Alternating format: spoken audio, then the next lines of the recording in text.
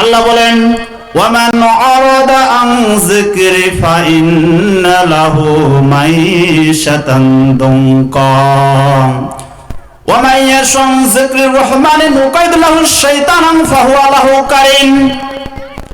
কোরআনের মাহফিল থেকে আমাদের চতুর্পাশে যারা ঘোরাফেরা করছেন, এই মাহফিলের মধ্যে যারা বসতে পারে নাই, যারা গ্যাদারিং করতেছে মেলায়, যারা গ্যাদারিং করতেছে রাস্তার মোড় দিয়ে, যারা ঘোরাফেরা করতেছে কোরআনের মাহফিল ছাড়া অন্য কোথাও আনন্দ খুঁজতেছে, আল্লাহ রাব্বুল আলামিনের কোরআন বলে ওয়া ইয়াশা আন যিকরির রহমানি নুকাইদ লাহু শাইতানান ফাহুয়া লাহু কারিন।